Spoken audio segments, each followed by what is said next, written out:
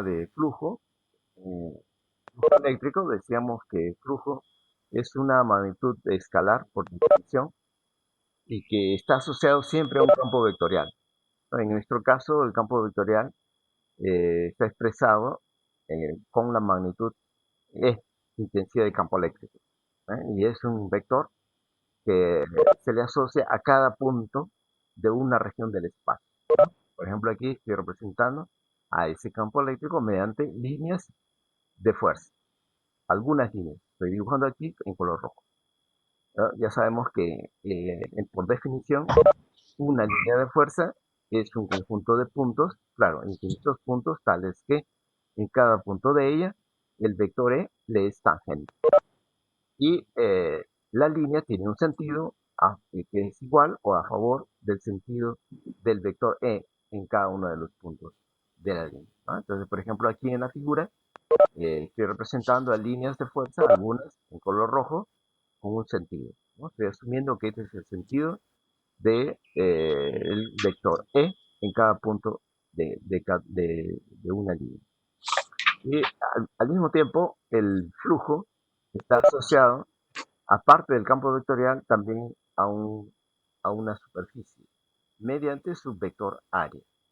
Pero, por supuesto, el área, como habíamos recordado, en principio es un escalar, no es un vector, pero se le puede forzar al área como si fuera vector. Entonces, resultaría un pseudo vector, como se dice, o también conocido como cuasi vector. Entonces, es un vector o cuasi vector tal que el módulo de este vector área es numéricamente igual o es igual al área de la superficie que representa. Entonces, por ejemplo, aquí en esta superficie estoy representando a una porción, a un conjunto de puntos, ¿no? Distribuidos en el espacio, formando la superficie, ¿no? Que aquí parece ser una superficie abierta en la figura, ¿no? Y en general estoy considerando que es curva, ¿no? En el espacio tridimensional, curva. Y entonces, cuando definimos al vector área, si al vector área lo asociamos a la superficie S, que es una superficie finita, entonces por definición decía, el vector área tiene un módulo que es igual al, al área de la superficie que representa. Entonces sería el área S en ese caso, ¿no? Si no me refiero a todo el área grande, ¿no? Pero además, por definición, el vector área debe tener una dirección que como vector debe ser perpendicular a la superficie que representa. Entonces, como esta superficie S es grande o relativamente grande, finita, si es curva, como dije hace un instante, entonces habría infinitas direcciones perpendiculares, ¿no? Porque como es curva, entonces hay infinitas direcciones. Por lo tanto, la definición de vector área para la superficie S no estaría definida de una única manera, porque habrían infinitas direcciones perpendiculares. Entonces, ¿qué hacer para que el vector área tenga una definición y además sea única? Bueno, la solución sería, para la definición, que esta superficie, o que el vector área, perdón, no debe estar asociado a una superficie finita, sino a una superficie infinitesimal. Infinitesimal en gramática, pues que ustedes recordarán, significa que en tamaño es pequeñito. Entonces aquí, por ejemplo, estoy representando, ven aquí esta parte oscura, ¿no? Esta parece un rectángulo, ¿no? Aproximadamente.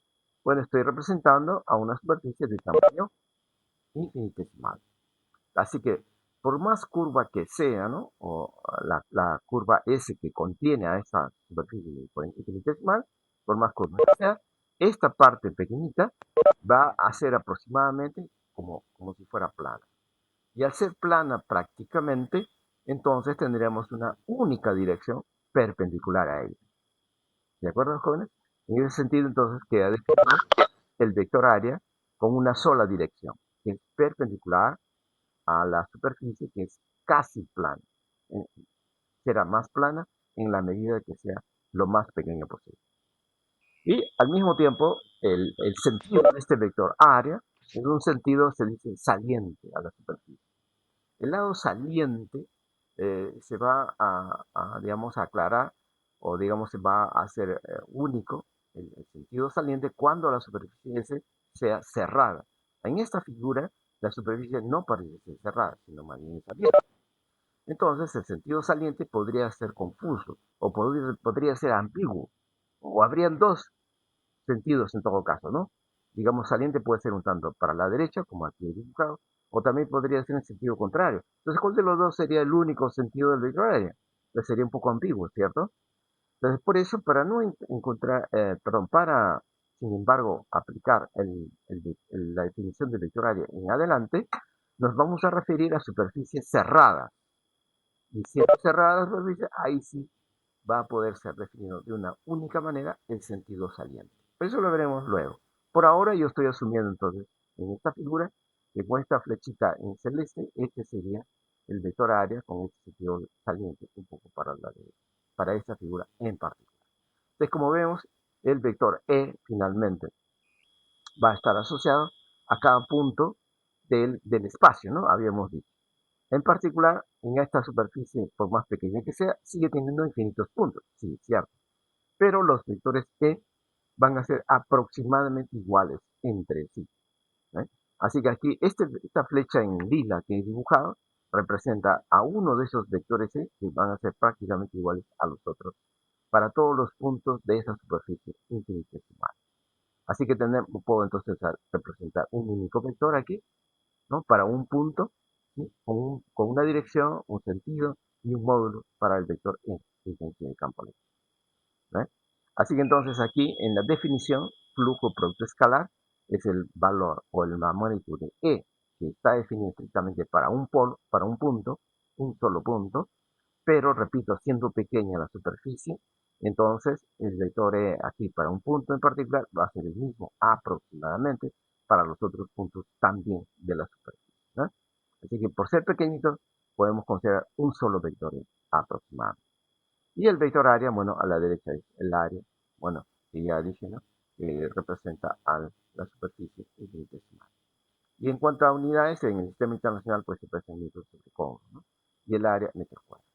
Ahora, una de las propiedades consiste en que el flujo total, ¿no? Cuando se divida la superficie en partes finitas, no necesariamente infinitesimales, sino en partes finitas, entonces el flujo total sería la suma de los flujos a través de cada una de las partes de la superficie. Esa es la primera propiedad. Se llama propiedad aditiva del flujo. Y esa propiedad aditiva en el límite, cuando el número de partes en que se divide la superficie es infinito, entonces el límite de la sumatoria sería pues una integral. Y cada flujo phi, ¿no? Parcial de la suma ahora sería representado por un diferencial de phi, ¿no?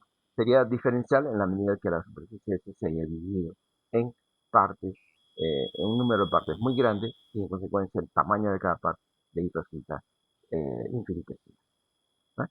En todo caso, reemplazando, perdón, al diferencial de phi, de acuerdo a la definición, producto escalar e diferencial. Ese sería entonces el flujo total también a través de la superficie en sí. Pero repito, esta vez cuando la superficie previamente se divide en número de partes infinitas. ¿Ok, jóvenes?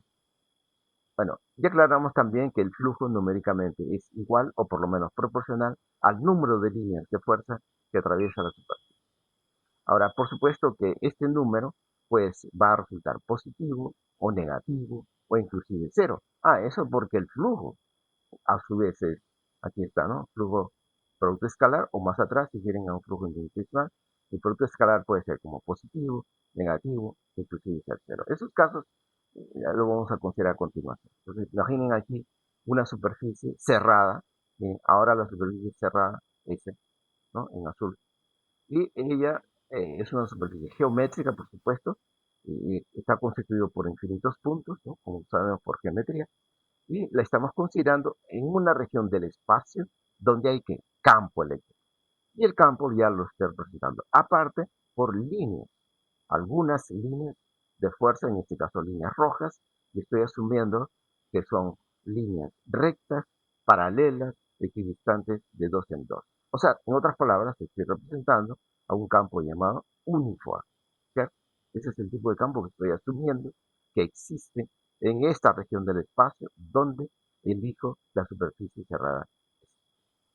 Ahora en particular, ¿no? Para referirme a la definición de flujo, voy a considerar una parte infinitesimal de esa superficie.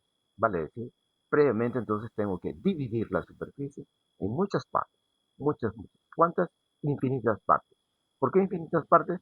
Para asegurar que el tamaño de cada parte sea tan pequeño que sean infinitesimales sus dimensiones. Por ejemplo, aquí estoy representando una de esas partes infinitesimales, ¿no? Pequeñita. En consecuencia, puedo definir vector área para esa superficie. ¿Cómo así? El módulo de ese vector área debe ser numéricamente igual al área de la superficie que representa. La dirección perpendicular o normal, se dice, a la superficie. Por más curva que sea la superficie, pero como es pequeñita, entonces aproximadamente se puede considerar como si fuera plana. Y allí que entonces habría una única dirección normal, ¿no? Como aquí con esta flechita en celeste que dibuja representado. Y el sentido saliente, se dice. La palabra saliente significa que sale, ¿no? Hacia afuera. Bueno, la palabra hacia afuera o saliente queda claramente definida cuando la superficie total S o completa S es cerrada, como lo dice aquí. Ya tengo el vector A. Ahora el vector E, intensidad de campo eléctrico. El vector E, intensidad de campo eléctrico, es un vector que, como hemos recordado, está asociado a cada punto de una región del espacio. Entonces, como en este caso el campo es uniforme, en un punto de este elemento de superficie le debe corresponder el vector E, que aquí ven debe ser tangente a la línea de colisión que pasa por eso, ¿ya? Con un sentido a favor del sentido de la línea. Muy bien. Y entonces, finalmente, tengo un ángulo θ, como se ve aquí en la figura, entre el vector área y el vector E. El flujo será producto de módulos, ¿no? Porque es producto escalar, ¿no? Aquí está debajo también. Producto de módulos por coseno del ángulo entre ellos, que aquí está. Pero según la figura parece ser, al menos aquí está a la vista, θ parece ser agudo. Por lo tanto, su coseno es positivo. En consecuencia, todo el producto escalar de E diferencial de S va a ser positivo. O sea, el flujo es positivo cuando el ángulo es agudo. ¿Ve? Y por otro lado, el flujo puede ser negativo, aquí en este otro caso, en este otro elemento de superficie. El vector área, ¿no? Tiene un sentido también saliente, pero esta vez saliente más o menos está para la izquierda, ¿no? Pero saliendo de la superficie. Y el vector E sigue siendo tangente a la línea que pasa por un punto de esta elemento de superficie. ¿No? Entonces, ahora sí parece ser en la figura que el ángulo es obtuso, θ', le llamaba, ¿no? Así que entonces al reemplazar aquí en la definición de flujo, sería producto de módulos por coseno de θ, donde θ es agudo ahora, perdón, obtuso, disculpen, y en consecuencia el coseno es negativo. Por eso todo el producto escalar, o sea, flujo, sería negativo. Y hay otro caso, ¿no? También aquí, en donde estamos considerando un elemento de superficie tal que el vector área, nuevamente por definición normal, saliente. El sentido saliente ahora significa para abajo. ¿Eh? Y el vector E en un punto de esa superficie infinitesimal, aquí está, tangente a la línea que pasa por esta superficie. Y como se ve, aquí parece ser el ángulo de 90 grados.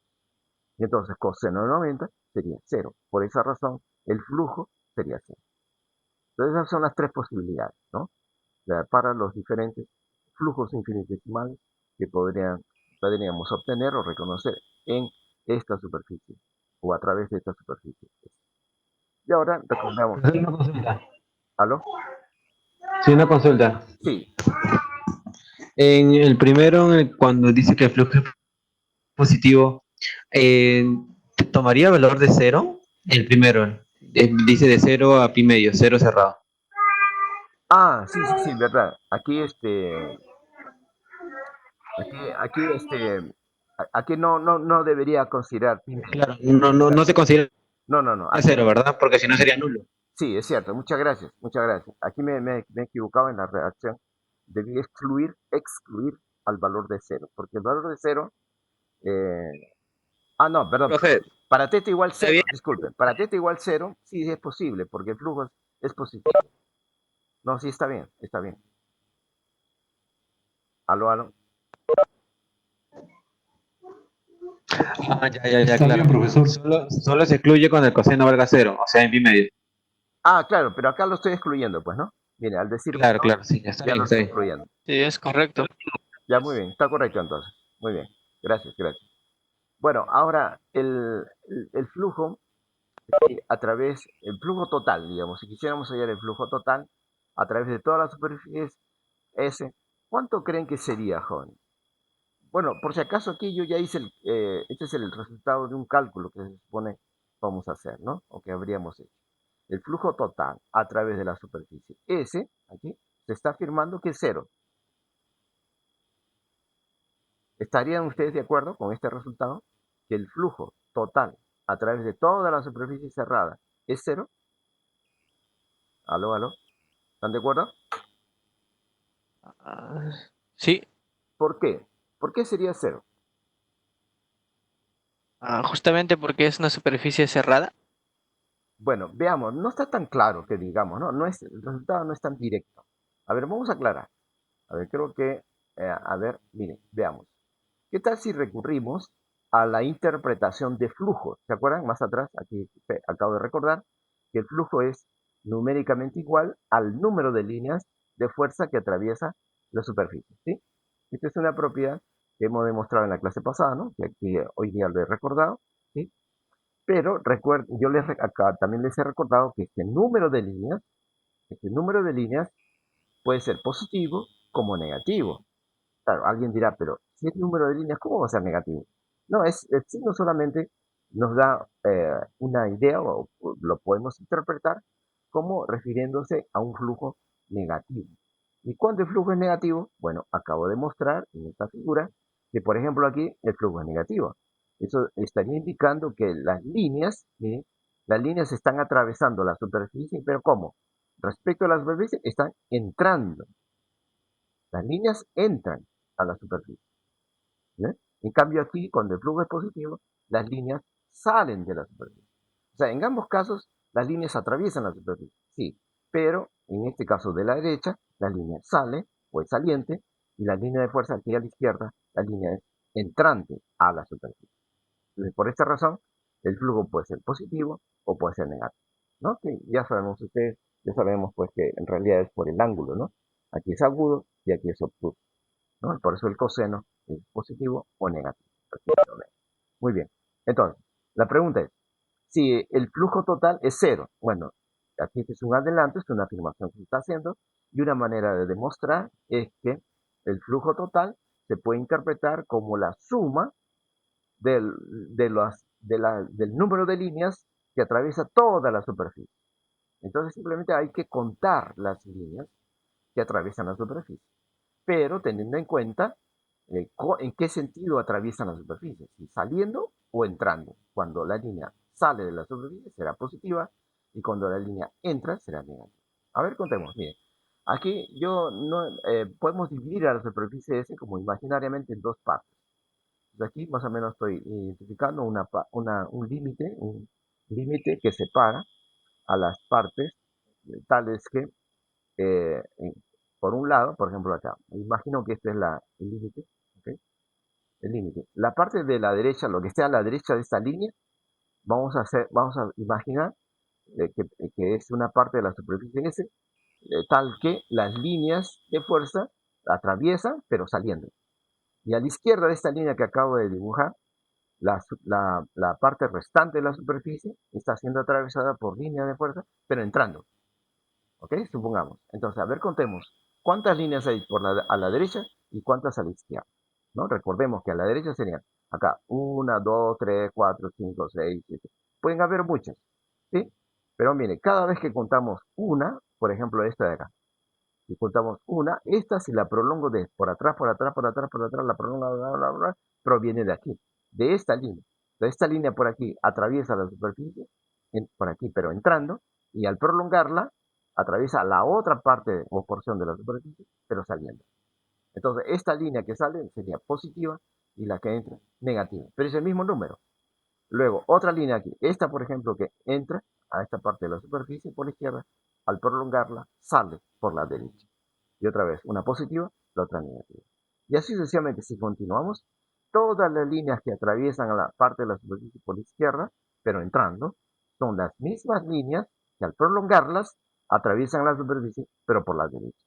Así que entonces la suma total, por eso se esperaría cero. ¿Estamos de acuerdo, jóvenes? ¿Aló? ¿Sí, no? ¿Alguna pregunta? Ok, ¿no? Avanzamos entonces. Bien. Entonces, ahora pasamos a la ley de Gauss.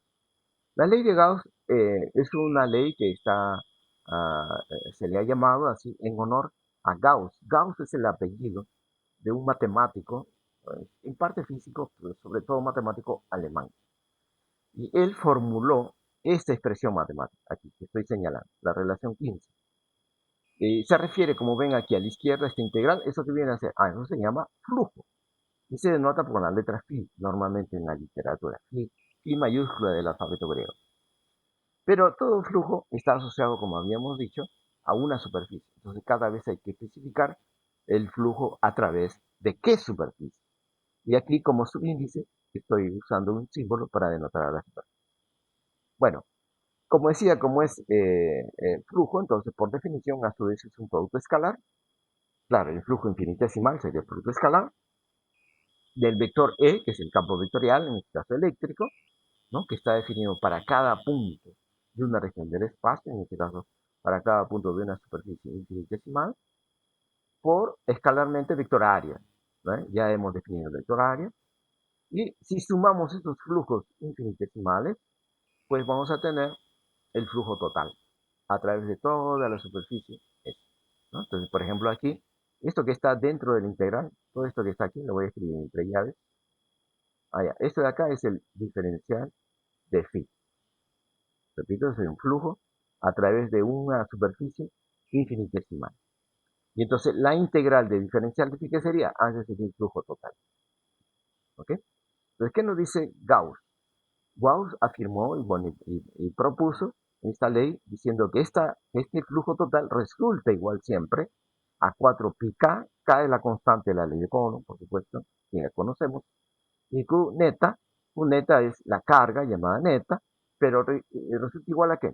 Resulta igual siempre a la suma algebraica de todas las cargas que resulten encerradas por la superficie eh, S. Y a propósito, en la integral, aquí estamos usando en el símbolo de la S alargada, la integral, al centro, ¿no? He dibujado una circunferencia pequeña, ¿no? Bueno, ese símbolo denota o representa, o que nos quiere decir que la superficie S que estamos considerando es cerrada, obligatoriamente. Entonces, la ley de Gauss se refiere siempre a una superficie cerrada, nunca abierta, siempre cerrada. Así que entonces la carga neta se llama así porque debe ser igual a la carga total, es decir, a la suma algebraica de las cargas que resulten encerradas por la superficie S que previamente se dijo. ¿Ok? Ahora, ese es el enunciado, digamos, ¿no? De la ley de Gauss. Pero ¿para qué sirve la ley de Gauss? Bueno, la ley de Gauss tiene mucha utilidad, pero en algunos casos, no en todos los casos. ¿En cuáles? A ver, veamos. Imaginemos aquí en esta figura superior derecha, imaginemos que tenemos un sistema de cargas conformado por cargas puntuales con magnitudes Q sub 1 minúscula, Q sub 2 minúscula, 3, Q sub 3, Q sub N1, por ejemplo. Supongamos.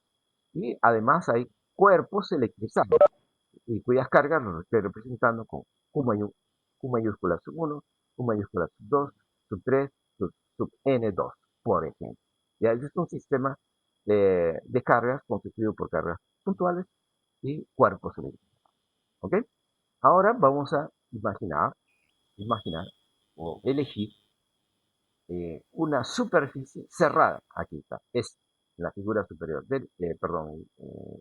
inferior derecha, aquí, tengo la superficie cerrada S. Es una superficie tridimensional, ojo, pero es imaginario. Estoy imaginando una superficie. Bueno, esta superficie casualmente, tal como la he dibujado, parece ser que encierra a todas las cargas del sistema anterior. Todas. Entonces, la pregunta sería, ¿cuánto será entonces para este caso, para esta condición, cuánto será la carga neta que aparece aquí en la ley de Gauss? Será entonces, como había dicho por definición, de carga neta es la suma algebraica de todas las cargas que resulten encerradas por la superficie.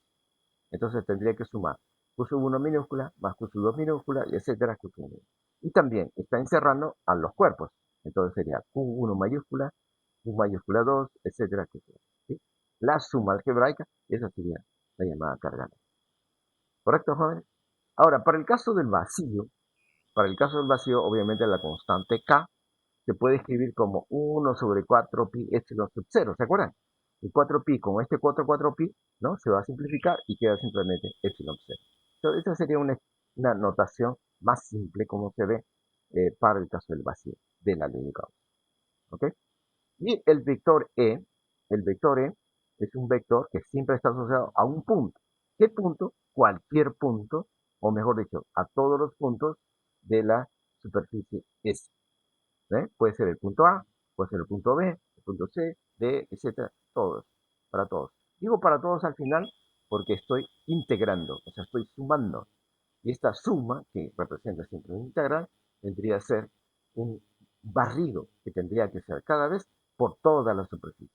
Al hacer un barrido, es que voy a barrer o considerar todos los puntos, no solamente el punto A, sino también el punto B, el punto C, D, todos, todos. ¿Ok? Eh, bueno, entonces decía, ¿para qué sirve? Sirve la ley de Gauss en la práctica para calcular E. Pero ustedes dirán, oh, ¿cómo vamos a calcular E si E está dentro de un operador que es integral? ¿Cómo vamos a despejar E? Sí, matemáticamente, en general, es imposible extraer la incógnita E de la integral. Sí, cierto. Matemáticamente es imposible, pero no siempre, porque habrán algunos casos particulares en donde E se pueda extraer, es decir, cuando E sea constante. Pero claro, E constante siendo vector, ¿cómo va a ser E constante? No podría ser. El único caso de E vector constante es cuando, a ver, aquí, ese sería este caso, ¿no? Cuando se trata de un campo uniforme. Pero en la práctica no necesariamente vamos a tener campos eléctricos uniformes. En general van a ser no uniformes, ¿cierto? No uniformes. Bueno, entonces cuando el campo es no uniforme, entonces se complica, digamos, ¿no? El cálculo el despeje porque E sería variable. Pero aún así, siendo un campo no uniforme, en algunos casos particulares, sin embargo, sí, se va a poder extraer del integral E, pero no como vector, sino como módulo. Porque ustedes comprenderán aquí que el producto escalar efectuando sería producto de módulos por coseno del ángulo, ¿cierto? Podría ser, en algunos casos, repito, particulares, que el módulo de sea constante, como lo veremos a continuación, con algunos problemas. Entonces, al ser E módulo constante, ahí sí recién se podrá extraer del integral. Y luego se despejaría y se tendría una solución para el módulo de E, para el módulo. Faltaría, ¿no? Tener la información sobre su dirección y su sentido, ¿no? Para tenerlo definido por completo como vector. Pero por lo menos como módulo se podría despejar, ojo, en algunos casos particulares, cuando E sea constante, de un punto a otro punto, a otro punto y a otro punto. O sea, en todos los puntos A, B, C, D, podría ser el módulo el mismo, en algunos casos particulares. Pero veamos, antes de mostrar el, los casos en donde funciona la ley de Gauss, una propiedad. La propiedad acerca de que la carga neta es proporcional al número de líneas de fuerza que atraviesan la superficie. Bueno, ya hemos visto que para el caso de, de la ley de Gauss, este flujo, por un lado, flujo total, a través de la superficie cerrada, siempre debe ser cerrada, resulta igual a 4 pi veces K la carga neta, ¿no? Pero por otro lado, acabamos de recordar, ¿no?, de las clases pasadas, que el flujo total a través de la superficie es numéricamente igual al número de líneas que atraviesa la superficie. Así que si igualo entonces el número de líneas, ¿no?, el primer miembro al segundo miembro, entonces queda que n es proporcional a la carga neta, ¿no? 4πk jugaría el rol de un coeficiente de proporcionalidad. Entonces a una cierta escala, ese coeficiente se podría igualar a 1 inclusive, ¿no? Ya sería de una manera muy forzada, ¿no?, pero a una cierta escala.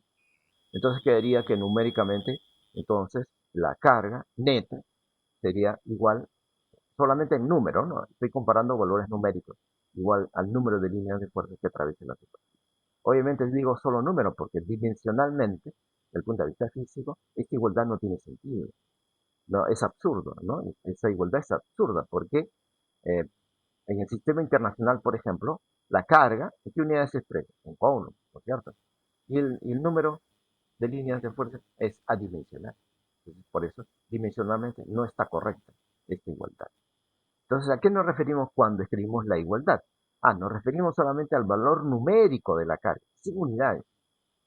El número que expresa carga es igual o proporcional al número de líneas. A eso se refiere la propiedad. ¿Correcto, jóvenes?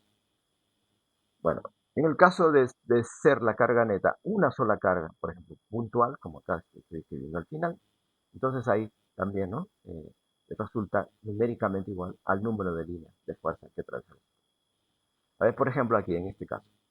Aquí estoy mostrando una carga puntual, Q. Y voy a considerar una superficie gaussiana. La superficie cerrada también se llama gaussiana en la literatura. S1. ¿Y qué forma tiene? Bueno, aquí parece ser en la figura que es una superficie esférica, pero de tal manera que su centro, el centro de esta superficie esférica, está justo en el lugar donde está la carga. O viceversa, la carga está en el centro de la superficie esférica. ¿No? Muy bien. Ahora veamos. Calculemos el flujo a través de esta superficie C1 debido a la carga o al campo eléctrico de la carga, ¿no? Sería más correcto. Bueno, aquí estoy representando entonces algunas líneas de fuerza alrededor de la carga. Como es puntual, ya sabemos que las líneas son rectas y radiales en todas direcciones, ¿no? En el espacio tridimensional. Claro que aquí en la figura, ¿no? En la diapositiva o en el papel, pues tendría que ser un trazo bidimensional, ¿no? Pero estrictamente después tridimensional, ¿cierto? En todas direcciones. Bien. Entonces, como ven, acá hay líneas que deben tener un sentido y el sentido de las líneas depende, como ya sabemos, del signo de la carga. Como aquí no es especificado cuál es el signo de la carga, entonces pueden ser como positiva o en otro caso puede ser negativa. Cuando sea positiva la carga, las líneas salen, ¿no? Resultan saliendo de la carga. O sea, atraviesan la superficie C1, pero saliendo de ella. ¿Correcto, jóvenes? Entonces, el flujo a través de S1, y acá está, flujo a través de S1, será igual a, por la ley de Gauss, a la carga neta entre epsilon 0, ¿no? Para el caso del vacío, claro. ¿Cuánto es la carga neta? La carga neta es simplemente Q, es la carga puntual en este caso. ¿Sí? Entonces el cociente me dará el número de líneas. Pero ese número de líneas va a ser positivo o negativo. Ahí depende, por supuesto, del signo de la carga. ¿Ve? Cuando la carga sea positiva, entonces el número de líneas será positivo. Claro, por otro lado ya hemos aclarado qué significa positivo por el número de líneas. Positivo significaría, como ya hemos visto en una figura anterior, que las líneas de fuerza resultan atravesando la superficie, pero saliendo de ella, ¿no? De acá sería saliendo. O sea, el sentido de la línea sería, ¿no? Hacia afuera, cuando la carga es positiva. Y si la carga fuera negativa, entonces el número de líneas va a ser negativo. Pero ese signo menos del número de líneas significaría que las líneas de fuerza ahora resultan atravesando la superficie, pero entrando a ella, ¿cierto? Así que al final el flujo, o sea, va a depender de cuánto sea el signo de la carga, ¿no? En consecuencia, el número de líneas también hará lo mismo. Bueno, eso es para las... Profesor, Aló, sí. ¿a qué se refiere para el vacío con esa ecuación? Q entre E sub 0. Este, bueno, decía que en el caso del vacío, la constante K, vino más atrás, más atrás, más atrás, más atrás, aquí o más atrás, aquí está la constante K, ¿no? La constante K, si recordamos la constante K, voy a hacer uso de mi lápiz acá, herramienta de lápiz del web, aquí está el lápiz. Entonces miren, para recordar, la constante K es igual, opa, este es K minúscula por si acaso, ya, es igual a 1 sobre 4 pi por epsilon 0 y por epsilon r en general. ¿Sí? Ese es el valor de la constante K. Cuando se trata del vacío, y vacío significa pues que no hay medio, ¿no? Ese es el significado de vacío. Por ejemplo, en el espacio, fuera del planeta Tierra, ¿qué hay? No hay nada, no hay materia. Aunque sí hay energía, pero no hay materia. Vacío se llama. No es un vacío absoluto, por cierto, ¿no? Pero hay un grado de vacío. ¿Sí? Eso es el vacío. ¿Sí? Entonces, para el vacío, cuando no hay sustancia, no hay materia, entonces la constante K se escribe igual a 1 sobre 4pi epsilon 0, simplemente. Y este epsilon R no está, es igual a 1 para el caso del vacío. ¿Sí? Entonces, si yo reemplazo acá, K, 1 sobre 4pi epsilon 0, ¿no? Para el caso del vacío, entonces 4pi se va y queda Q sobre epsilon 0, simplemente. ¿Estamos de acuerdo hasta ahí, joven? ¿De acuerdo? Pero cuando se trate de un medio, Sí, ya, cuando se trate de un medio, muy bien, gracias. Cuando se trate de un medio, o sea, cuando hay sustancia por acá, miren, acá hay un material. Digamos que estas son partículas y cuerpos electrizados que están dentro de un tanque de agua. Imagínense esa situación. Están dentro de un tanque de agua. El agua, ese sería el medio. En ese caso, epsilon R ya no es 1, sino va a tomar un valor que correspondiente para el agua, que es el medio. ¿De acuerdo, jóvenes? O joven, de acuerdo que me preguntó. ¿Sí? Entonces K pues toma un valor. sí, profesor, gracias. ¿Ok? Muy bien, entonces continuamos. Continuamos. Profesor, una consulta. A ver. ¿Aló? Sí. Cuando hablamos de una superficie cerrada, la superficie que tenemos que considerar en la resolución de algún problema puede ser una esfera o cilíndrica o necesariamente tiene que ser esférica. Sí, O efectivamente. No, se no. puede escoger cualquier superficie en Sí, general. sí. En general es cualquier superficie cerrada. Pero para un problema en particular, habrá que elegir una forma particular de la superficie. Para cada problema. Y eso lo veremos más adelante. ¿Sí? Más adelante vamos a especificar, vamos a elegir Gracias, profe. una forma particular de la superficie. Pero eso depende del problema. ¿Ok? Como aquí yo estoy en la parte teórica, entonces estoy imaginando una forma cualquiera, ¿no? Por ejemplo, acá en esta figura, una forma cualquiera con tal que sea cerrada, ¿no? La ley de Gauss está asociada o referida a una superficie siempre cerrada. La forma ya particular que tenga la superficie depende del problema, ¿no? Como lo veremos más adelante. Entonces voy a avanzar para mostrar, llegar al problema. Pero antes estaba yo explicando aquí, ¿no? Estaba explicando que cuando la forma, por ejemplo, acá S1 en particular, estoy eligiendo esférico, pero podría ser otra forma. Por ejemplo, acá S2, mire, S2 tiene ya una forma diferente a la esférica, es completamente irregular, asimétrica. En cambio, S1 era regular, simétrica, ¿sí? Sin embargo, el flujo a través de la nueva superficie de S2 se puede demostrar fácilmente que es igual al flujo a través de la superficie de S2. ¿Cómo así? Bueno, aquí está la expresión. Apliquemos la ley de Gauss. Phi a través de S2 igual a esta integral que es flujo y por otro lado carga neta entre epsilon 0. Claro, en ambos casos, como el caso anterior, pues estamos considerando el vacío, ¿no? Muy bien. ¿Y cuánto es la carga neta? Carga neta le hemos llamado así. Neta es igual a la carga que resulta encerrada por la superficie S2 esta vez. ¿Y cuál es la carga que resulta encerrada por S2? Sigue siendo la misma carga Q. No importa en qué lugar esté la carga Q, ¿cierto? En el caso anterior de S1, en particular, la carga Q resultó en el centro, pero no necesariamente para S2. Para S2 la carga Q está en cualquier lugar, con tal que esté dentro.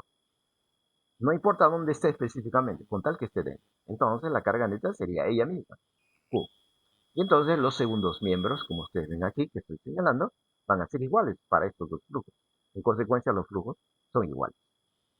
O interpretando cada flujo como número de líneas de fuerza que atraviesa la respectiva superficie, los números de líneas también deben ser iguales. ¿Eh? ¿Correcto? ¿Y qué hubiera pasado? Perdón, ahora interpretemos. ¿Qué significa que los números de líneas sean las mismas? Bueno, veamos. Voy a, digamos, considerar un caso particular en cuanto al signo de la carga para poder explicar más fácilmente. A ver, imaginemos que el signo de la carga sea positivo. Imaginemos. Lo voy a señalar acá con la herramienta de lápiz. Acá, en un signo positivo. A ver, vamos a elegir un color acá. Aquí este color. A ver. acá un signo más, voy a imaginar positivo. Entonces, si la carga es positiva, entonces las líneas de fuerza, ellas deben ser salientes, ¿no? ¿Se acuerdan esa propiedad? Saliente. Entonces le voy a indicar un sentido a cada línea de fuerza. Sentido saliente, saliente de la carga. ¿Estamos de acuerdo, jóvenes? Entonces, cada una de esas líneas la podemos ir prolongando, prolongando, prolongando. Al prolongar, atravesará a ese 1. ¿Sí? Como acá se ve en la figura, atraviesa. Cuando continuemos la prolongación, continuamos, por ejemplo, de esta línea de fuerza, la prolongamos, resulta atravesando finalmente ese 2 también. Pero es la misma línea. El sentido se mantiene de la línea de fuerza. ¿Vale? Y entonces, la pregunta sería, ¿cuántas líneas están atravesando ese 1? Y comparemos ese número de líneas con el número de líneas que atraviesa ese 2. A ver aquí, en la figura, entonces sería fácil porque podemos contar ya que he considerado solo algunas líneas. A ver, por ejemplo, acá hay una que atraviesa ese 1. Otra, 2 que atraviesa ese 1. 3 que atraviesa ese 1. 4, 5, 6, 7, 8, 9, 10, 11, 12. ¿No? Si conté bien, creo que van 2. 12 líneas atraviesan ese 1. Y ese número es positivo porque las líneas atraviesan saliendo de la superficie, ¿no? Recuerden que cuando atraviesan pero entrando es negativo, ¿no? El número. Ahora es positivo. Muy bien. Pero no, ahora nos comparemos con el número de líneas que atraviesa ese 2. Pero ese número de líneas, bueno, vamos a contarlo prolongando cada línea anterior. Por ejemplo, esta, la prolongo, la prolongo, la prolongo, ahora está aquí, ¿sí? Atravesando ese 2. Una. Otra, acá, esta que atraviesa ese 1, la prolonga y también atraviesa ese 2, finalmente. ¿Cierto? Aquí, otra línea. La prolongo y finalmente atraviesa ese 2. Es decir, que el número de líneas que atraviesa ese 2 es exactamente el mismo número que atraviesa ese 1. Con signo y todo, porque estas líneas aquí siguen atravesando saliendo de la superficie, como era para el caso de ese. O sea, conclusión. Este número n, S1, por eso es igual a n, S2. ¿Está claro? Con signo y todo. ¿Correcto, jóvenes? Ahora bien, a ver, yo les hago una pregunta de razonamiento. ¿Qué hubiera pasado si yo considerara una tercera línea, perdón, superficie? Por ejemplo, esta que estoy señalando. A ver, ¿qué tal? Y la pregunta es, ¿cuánto sería el número de líneas, o mejor dicho, el flujo, a través de la superficie S3? El mismo. El mismo. Sería el mismo. Exactamente, ¿no? Porque el número de líneas, ¿no? Al prolongarla de las líneas anteriores, va a ser exactamente el mismo. Nuevamente, saliendo de la superficie. O sea, me refiero que con signo y todo, ¿eh? Con signo y todo, el número de líneas va a ser el mismo que antes. ¿Correcto? Muy bien. A eso me refiero con esta propiedad. Otra, aquí. A ver, voy a borrar mi anotación. Aquí, miren. ¿Qué pasa cuando una superficie cerrada S no contiene a ninguna carga, no encierra ninguna carga? Por ejemplo, aquí en esta figura que estoy señalando, dentro no hay ninguna carga, ¿cierto? No hay. Solamente está la superficie. De cualquier forma, ¿no? Con tal que sea cerrada. O puede ser este otro caso, que esta es otra superficie, ¿no? Imaginaria, claro, geométrica cada vez, pero que en sí, ahora sí encierra carga. Pero la suma de las cargas, ¿cuánto nos da aquí? Se supone que esta es la representación de un dipolo, ¿no? ¿Se acuerdan que es dipolo, no? Dipolo es un sistema discreto de dos cargas opuestas. Una es más Q y la otra es menos Q. ¿Sí? De tal manera que al sumar, la carga total es cero. Y el dipolo está completamente dentro de la superficie. Entonces la carga total es cero. Entonces tenemos dos casos en estas dos figuras. En este primer caso de la izquierda, hay cargas, pero su suma es cero. Y a la derecha no hay cargas. La carga, sin embargo, está fuera, a propósito, en la figura de la derecha. Pero lo interesante es que la superficie cerrada S no encierra carga.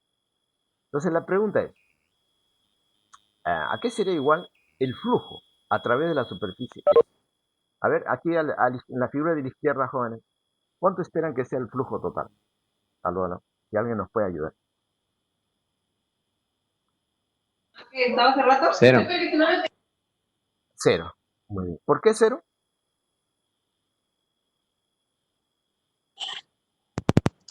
Porque es un dipolo. Sí, pero ¿cómo? Porque tiene carga, una es positiva, la otra es negativa. Porque hay líneas que entran y otras líneas que salen y se Es- compensan unas a exactamente. otras. Muy bien, muy joven. Su última respuesta está mejor. Sí, muy bien. Gracias, pero les agradezco por responder ambos. Pero la última respuesta me parece que está más correcta. Miren, por ejemplo, aquí estoy señalando la carga positiva, ¿no?, de un dipolo, ¿cierto? Ya sabemos que de la carga positiva, la línea de fuerza, salen. Y aquí estoy representando algunas líneas. Por supuesto que las líneas son curvas porque alrededor, ¿no?, de la carga de esta positiva, el campo es no uniforme para el caso de un dipolo. Además, este es un caso que ya hemos estudiado antes, ¿no? Bueno, entonces, estas líneas que salen de la carga positiva, que son curvas, ¿no? En general, si yo las prolongo, miren, por ejemplo, miren, sigo esta línea, sigo, y en algún punto seguramente va a intersectar a la superficie S, en algún punto, ¿no? Vamos a suponer que ese punto de intersección sea, por ejemplo, el de acá, que estoy señalando, ¿ok? Supongamos ahí, intersecta a la superficie y ella continúa de largo, ¿no? Continúa, si la prolongo, continúa, y finalmente ella va ahora a entrar a esta parte de la superficie S. Vamos a suponer que entre por aquí, sea el punto de intersección. Aquí entra. Y este continúa y termina en la carga negativa, ¿no? Es una propiedad de cargas en cuanto al número de líneas. ¿Ok? Ahora, otra línea, por ejemplo esta, que sale y atraviesa la superficie en algún punto. Vamos a suponer que la atraviese por acá. ¿Sí? Ella continúa, su sentido, continúa. Y si yo continuara dibujando, seguramente esta línea va a continuar y va a terminar por acá. ¿Sí? Y termina en la carga negativa. ¿Cierto? Entonces, lo que quiero dar a entender es que cualquier línea que ustedes consideren desde la carga positiva, al prolongarla, primero atraviesa la superficie por aquí, pero saliendo de ella, y por otro lado, al prolongarla, va a entrar por otro lado de la superficie, ¿cierto? Pero es el mismo número de líneas, tanto por la derecha como por la izquierda. Eso es lo que quería, ¿no?, que ustedes se den cuenta. En consecuencia, el flujo total a través de la superficie S se puede descomponer como la suma, ¿no? Ojo, aquí esta línea punteada, ¿no? Están siguiendo acá, lo estoy volviendo a trazar en color verde. Esta línea punteada me está representando la separación, el límite entre dos partes de la superficie. Una parte que está a la derecha, por donde las líneas de fuerza salen, y otra parte de la izquierda de la superficie, por donde las líneas entran. ¿Sí? Estoy separando la superficie en dos, S en dos partes.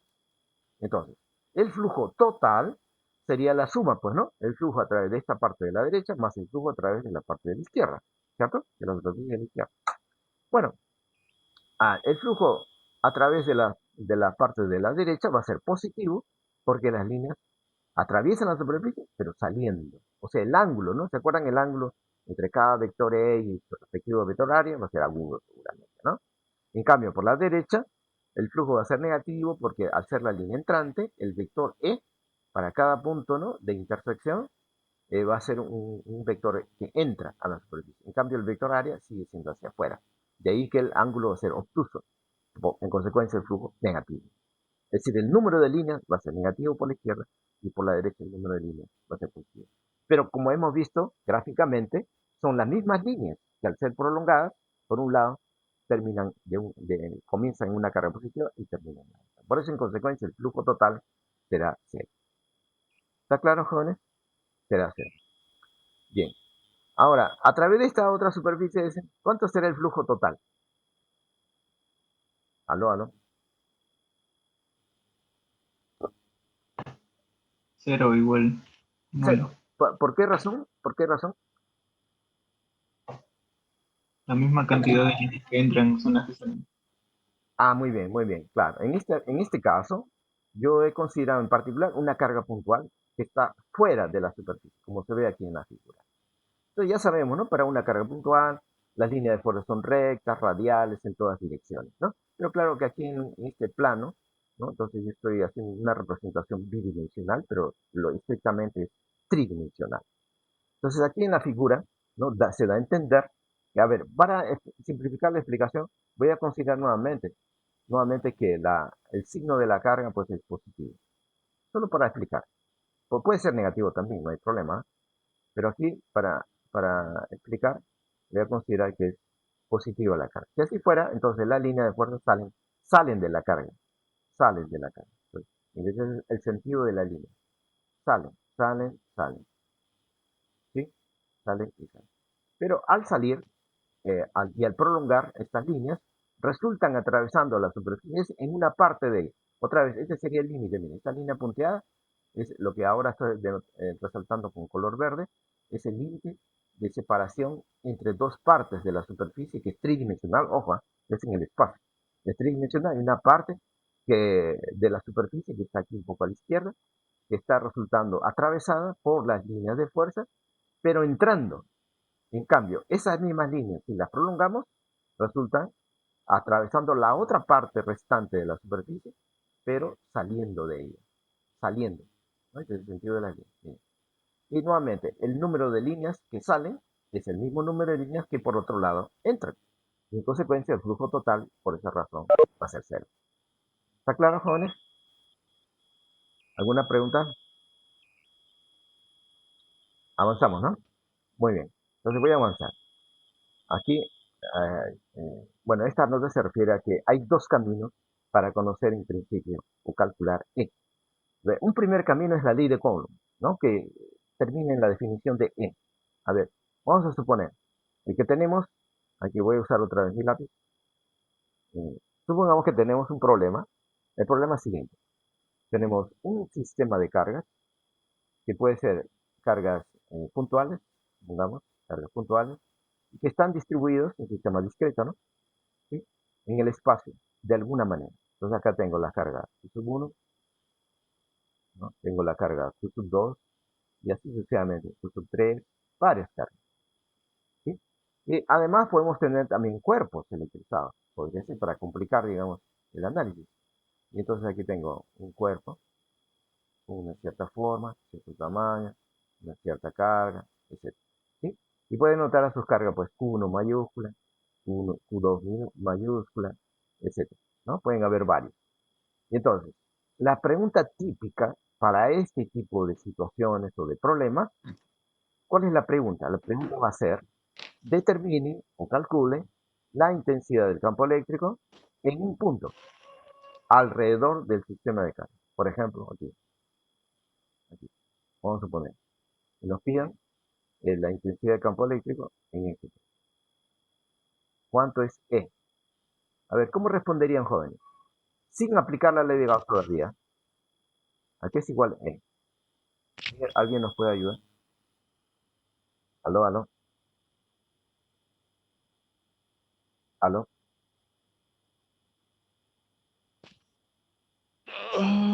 Dice la definición campo eléctrico. ¿Aló?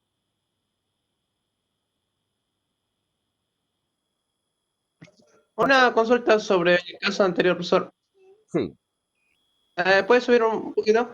Si, por ejemplo, si arriba en el caso anterior hubiera una partícula del doble de carga que la otra, en sí puedo considerar como que supongamos que esa partícula que tiene el doble de carga es positiva, en sí puedo considerar que todo el sistema sería saliente, porque tiene más carga, profesor. O sea, de todo el sistema, el campo magnético sería saliente. perdón, ¿se refiere a la figura de la izquierda o de la derecha? De la que está ahí señalando, si una partícula tendría el doble de carga de la otra y sería positiva, podría considerar como que de todo el sistema sería saliente. A ver, sí, a ver, jóvenes, entonces, supongo que se refiere a este caso de la izquierda. Bien, a esta figura de la izquierda, yo decía que aquí en particular estoy considerando un dipolo. Dipolo, por definición, es un sistema de dos cargas opuestas. Si una es más Q, la otra es menos Q. Pero su compañero me pregunta, ¿no? ¿Qué tal si ahora ya no tenemos dipolo, sino simplemente dos cargas? Una es más 2Q, supongamos, la voy a escribir, voy a usar acá mi herramienta de lápiz. Y entonces supongamos que esta es más 2Q y la otra es simplemente menos Q, por ejemplo, ¿no? ¿Sí? Puede ser un caso, ¿no? Obviamente este sistema de carga ya no se llama dipolo, simplemente son dos cargas puntuales. Entonces, la pregunta es, ¿el flujo a través de la superficie S seguirá siendo cero? ¿No? Si tu compañero creo que está en esa situación. Si es que queremos responder sobre el flujo total, efectivamente ahora ya no es cero. Es diferente de cero esta vez. ¿Por qué no? ¿Por qué no es cero? Porque si a esta carga tiene valor absoluto el doble que la otra, entonces el número de líneas de fuerza que podríamos, ¿no? Dibujar para representar al campo eléctrico, entonces tendría que ser el doble del número de líneas, ¿no? Como una de las reglas que ya establecimos en una clase pasada, ¿no? Entonces nos da a entender que aquí habrían más líneas atravesando la superficie por ese lado derecho que las líneas que por aquí ingresan por el lado izquierdo. Entonces habría un número total de líneas que ya no es cero, esta vez, dando a entender que el flujo total entonces ya no es cero. Sí, correcto, ya no es cero.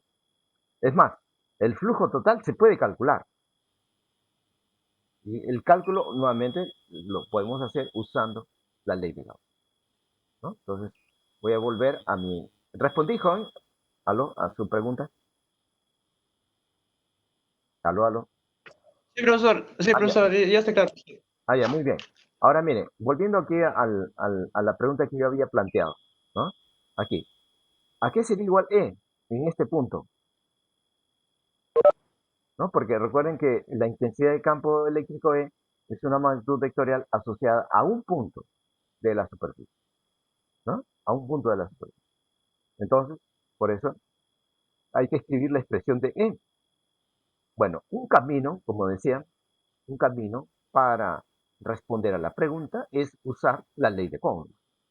Pero para escribir la ley de Coulomb tenemos que reconocer cómo son las cargas. Bueno, aquí hay cargas puntuales y aquí hay cuerpos electrizados, decía, ¿no? Y entonces, a ver, eh, eh, bueno, no me obedece la herramienta de lápiz acá. Aquí está. Ya, entonces, miren, sería igual ¿se acuerdan? Para una carga puntual es K, ¿qué más? Q sobre un R, ¿no? Al cuadrado, o si no R cubo, dependiendo de si escribe el vector R. ¿Se acuerdan? Acá escribo el vector R. Ya, esa es la intensidad del campo eléctrico para una carga Q. Pero acá tenemos varias cargas Q. Entonces tendríamos que sumar para hallar el E resultante debido solamente a las cargas discretas. ¿Sí? Entonces acá sumatoria y acá en lugar de Q tendría que escribir Q sub I, ¿no? Por ejemplo, un Q sub I. Así. Y acá. De esta manera que esta carga Q sub I quiere decir que puede ser eh, la carga de Q sub 1, puede ser la carga de Q sub 1 o puede ser la carga enésima si hubieran n cargas, ¿no? Entonces sería el E resultante solo debido a las cargas puntuales. Más, ¿no? Estoy aplicando acá Más. el principio de superposición, más la intensidad de campo resultante debido a los cuerpos ahora, ¿no? Acá estas figuras en rojito significa cuerpos electrizados. Aquí sería igual. El campo resultante debido a los cuerpos. K también. Claro, sería la integral, ¿no? La integral de K, en lugar de Q, ahora es diferencial de Q. ¿Se acuerdan? Entre, matemáticamente se escribe más o menos igual, ¿no? Sería R, acá también sería un R cubo, y acá sería un R vector. Pero hay que diferenciar. ¿Qué es R? Aquí en el caso anterior, ¿qué significado tiene R? R es el vector posición que indica la posición del punto de interés o de observación. El punto de interés o de observación es el punto que aquí estoy señalando, ¿no? El punto, digamos, A. Y cada carga infinitesimal o partícula Q sub 1, Q sub 2, etcétera, va a tener una posición, perdón, va hacia, claro, tiene una posición en el espacio y en consecuencia el punto A ¿no? Por ejemplo, este punto va a estar definido con respecto a Q sub 1 con su R1, en R1, en R1. Y así, para la cara Q sub 2, R2, R3, R4, ¿sí? Entonces acá también debo escribir R sub I, querría decir, ¿no? Entonces estuvo incompleta esta escritura acá, en RI, y acá otro RI, ¿cierto? Va a variar. Y para el caso de un cuerpo, también de forma análoga, si este fuera el cuerpo, primero que lo tendría que dividir, porque este diferencial de Q significa que previamente el cuerpo debe dividirse en partes. Ya hemos aclarado, ¿no? Este tema de cómo se divide, en cuántas partes, etc.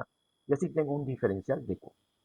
Ese diferencial de Q va a comportarse como si fuera un, un elemento infinitesimal de carga, ¿no? Pequeñito, claro, lo elijo, ¿cierto? Aquí está. El diferencial de Q. Y ese diferencial de Q, entonces tendría una carga, ¿no? Diferencial de Q mayúscula, jugando el rol, ya que es pequeñito, va a jugar el rol como si fuera una carga puntual, en el caso anterior. Y entonces el R tendría que hacer un vector que comienza en dónde? En el diferencial de Q y termina, opa, disculpa, me parecía choque acá, y termina en el punto A, ¿cierto? Ese es el vector R, que va a variar, por supuesto, va a variar cuando hagamos un barrido por todo el cuerpo, ¿no? Y así hacemos un barrido por todos los otros cuerpos también. Así que aquí la región de integración, ¿no? En esta integral va a ser Q sub 1, pero también va a ser Q sub 2, ¿no? Y va a ser, opa, y va a ser Q sub 3 y así sucesivamente, ¿no? Entonces, esta suma, ¿no? Y acá de términos algebraicos y también la integral nos va a dar el resultante finalmente. Este sería el camino aplicando la ley de Coulomb, ¿sí? Es un camino, un método, si quieren, que ya conocemos. Pero esta vez vamos a conocer un camino alternativo para hallar el mismo E en el mismo punto A. Pero siguiendo qué, o aplicando qué, la ley de Gauss. Ese es el nuevo camino. Y entonces, para aplicar la ley de Gauss, ¿qué nos dice? Bueno, flujo, ¿no? A ver, lo voy a escribir otra vez aquí. El flujo, el E sería igual al flujo. Por acá lo voy a escribir, ¿verdad? E igual a E en el punto A igual a flujo. Perdón, no E, disculpe, me estoy equivocando. Es flujo primero. El flujo a través de la superficie S. O sea, previamente habría que elegir una superficie cerrada, además, ¿no? Entonces, el flujo a su vez es integral. Y acá este simbolito significa que la superficie es cerrada, ¿no es cierto? E, producto escalar, diferencial de X, vectorial, ¿cierto? Es producto escalar, producto escalar. Eh, y sabemos por otro lado que este flujo es igual a 4πk por la carga neta, o si no, la carga neta, en el caso del vacío, ¿no es cierto? Carga neta eh, sobre epsilon, ¿cierto? Para el caso del vacío. Entonces, este es el otro camino, el otro método. Pero ustedes dirán, claro, pero la incógnita está dentro del integral. ¿Cómo vamos a despejar? Bueno, ya adelanté, minutos antes, adelanté que en algunos casos particulares, se puede elegir una superficie cerrada, siempre va a ser cerrada, pero con una forma tal que E sea constante en todos los puntos de esa superficie. Claro, para hablar de módulo, previamente aquí tendría que, pues, que efectuar, ¿no? Este es el producto escalar, sería producto de módulos por, opa, disculpen, es diferencial de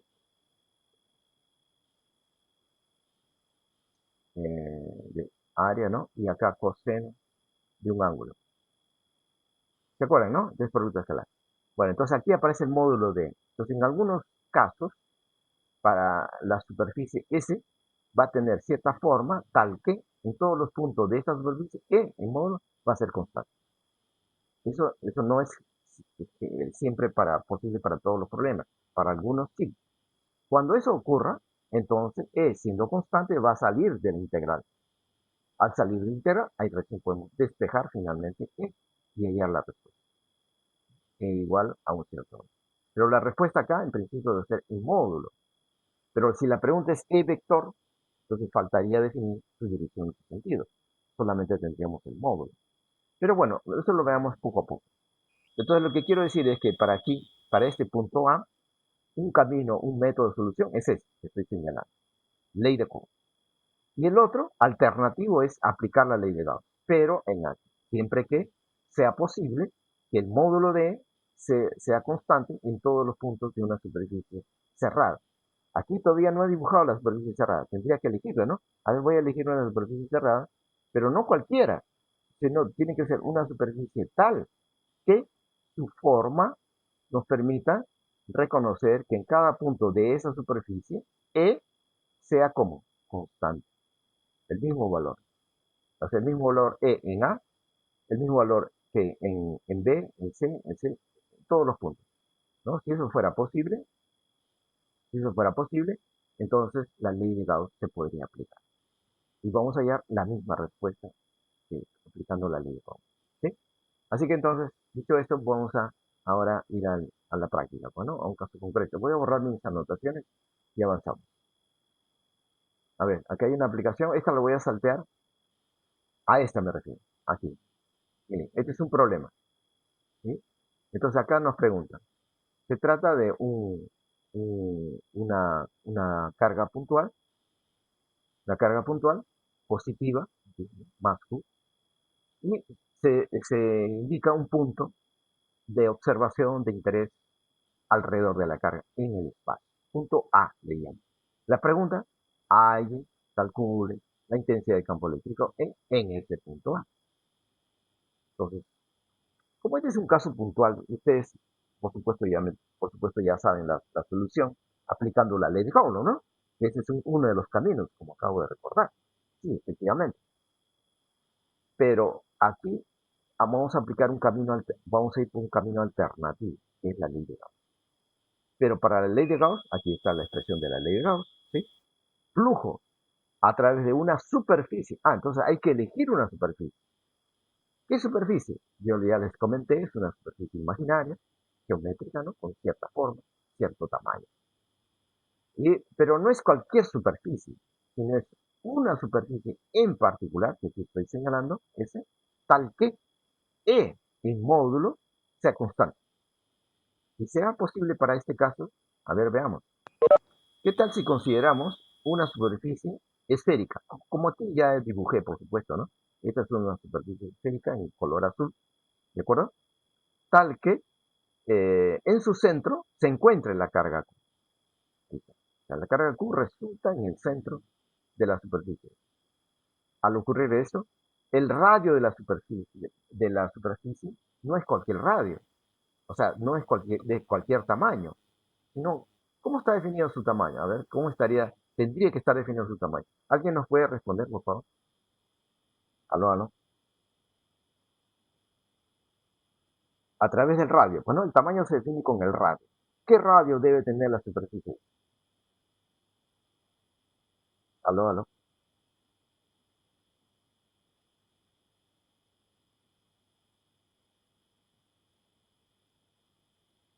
Aló.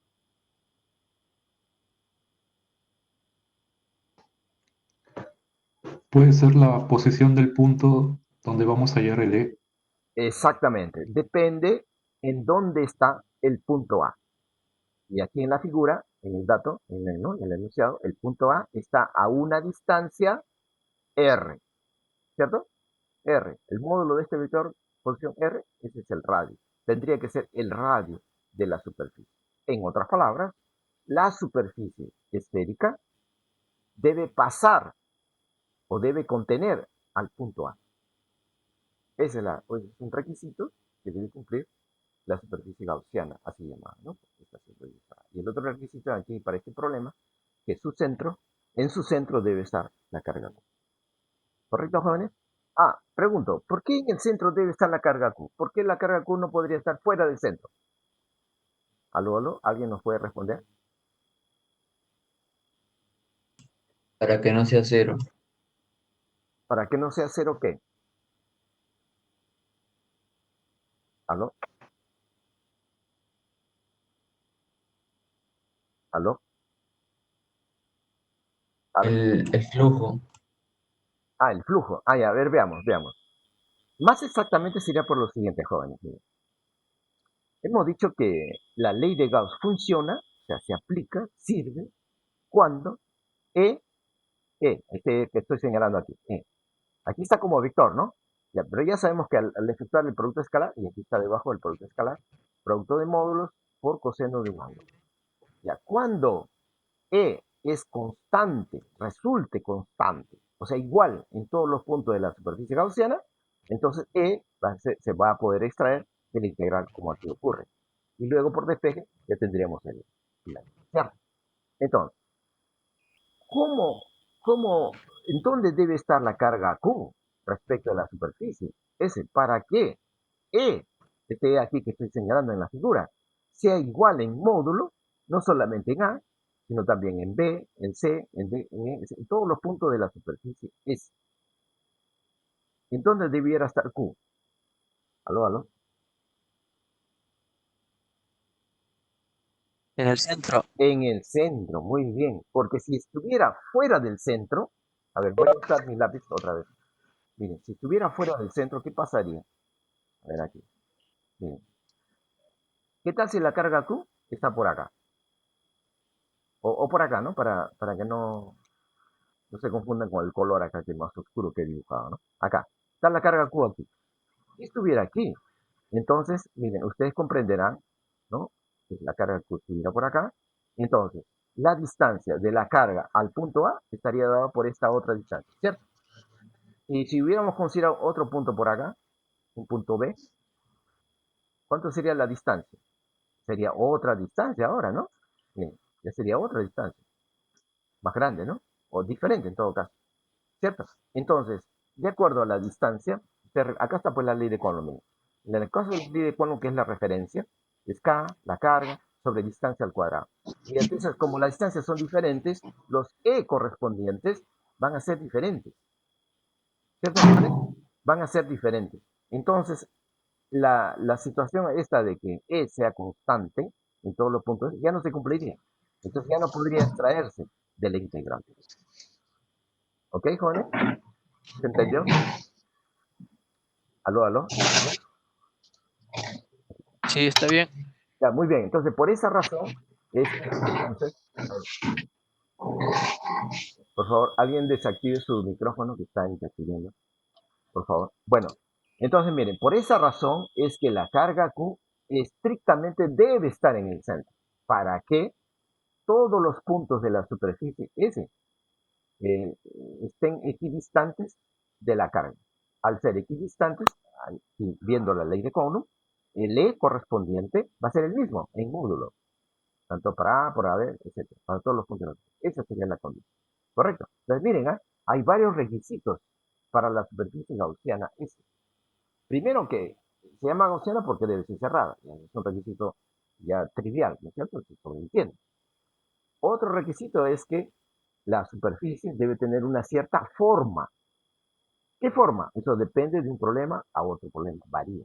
En el caso de esta carga puntual, ¿no? Que estamos resolviendo, la superficie que conviene, perdón, la forma que conviene para la superficie es esférica. ¿Por qué esférica? Para que todos los puntos, ¿no? Como A, como B, como C, etcétera, equidisten de la carga, siendo que la carga, otro requisito, debe estar en el centro. Justamente cuando está en el centro, entonces las distancias son las mismas, ¿no? Del punto de cualquier punto de la superficie a la carga. Y en consecuencia, E en módulo va a ser el mismo de un punto a otro punto, ¿no? Cuando hagamos un barrido por toda la superficie, este E aquí, aquí por la izquierda, aquí en esta expresión, va a ser constante, el mismo, y por lo tanto se va a extraer fuera del integral. ¿Correcto, jóvenes? Entonces, eso es lo que estamos aquí considerando. Ahora, el ángulo. El ángulo. Previamente, antes de definir el ángulo entre los vectores, aquí en esta expresión, tenemos que dividir, supuestamente, ¿no? La superficie gaussiana que hemos elegido en partes. ¿En cuántas partes? En infinitas partes, para que el tamaño de cada parte sea tan pequeño que se va a aproximar como si fuera un punto. Entonces aquí tengo en esta figura representando a una superficie infinitesimal. Y ahora para esa superficie podemos indicar su vector área, que por definición es normal saliente. Normal significa perpendicular. ¿Ven? Y saliente, el sentido saliente se reconoce cuando la superficie S, ¿no?, a la cual pertenece este elemento de superficie, es cerrada. Aquí, ¿no? Un poco para la derecha, ese es el sentido saliente. La flechita en celeste que he dibujado, ese es el vector área. Ya, ese es un vector. El otro vector es E, pero E obviamente está asociado a un punto. Este es el punto A que pertenece a este elemento de superficie. Ya hemos dicho, ¿no? Hemos aclarado el tema de que a pesar de que esta superficie es infinitesimal, sin embargo contiene infinitos puntos, claro. Sí. Cada uno de esos puntos tiene su propio E. Pero como la superficie es pequeñita, entonces los vectores E son prácticamente iguales. Iguales. Por eso acá yo he dibujado uno solo en color lila. Es el vector E. ¿Sí? ¿De acuerdo? Ese es el E aquí. Entonces, como se ve aquí en la figura, ¿y por qué el sentido de este vector en lila es saliente?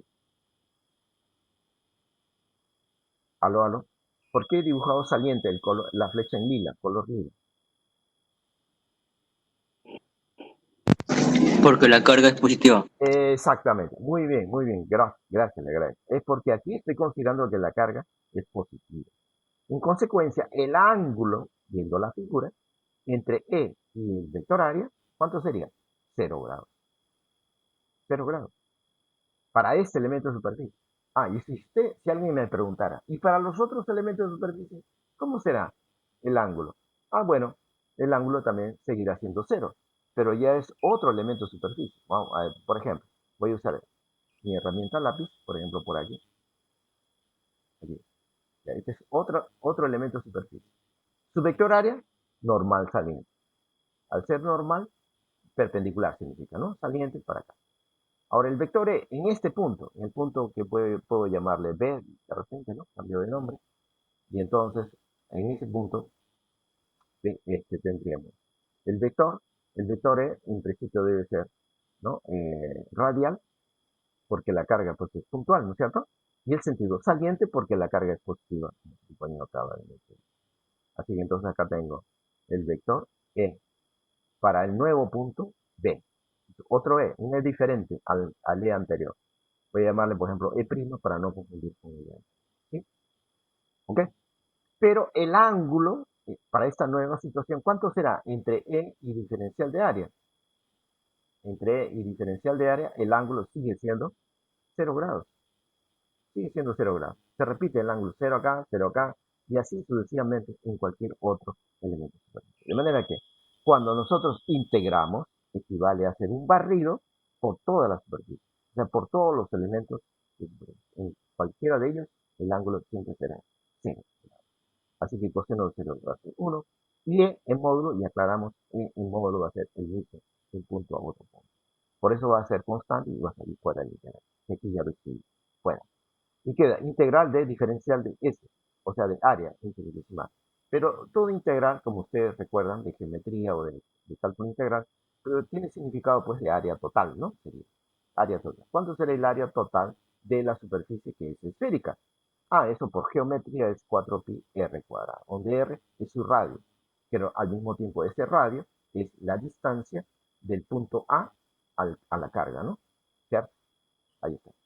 Y por la derecha tenemos carga neta. ¿Qué es carga neta? Hemos dicho por definición, se llama carga neta, aquella que resulta encerrada por la superficie cerrada esa que hemos elegido. Ahí, para calcular la carga neta no importa dónde esté la carga, ¿no? No importa, con tal que esté encerrada. Entonces aquí escribo más Q, más Q, más Q. Luego ahora tengo la oportunidad de despejar E. Sería K por Q sobre R cuadrado, ¿no? Porque 4pi se simplifica y queda esta expresión. Y miren, esta es una expresión que es conocida ya por nosotros por la ley de Coulomb. ¿Ven? Pero claro, aquí está solo en módulo. Y como vector, ahora, ¿cómo escribiría el vector E a partir de su módulo? Aló, aló. ¿Cómo escribiría en forma de vector? E.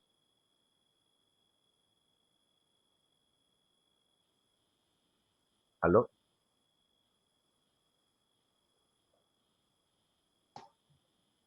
Por su vector unitario. ¿El vector unitario de quién?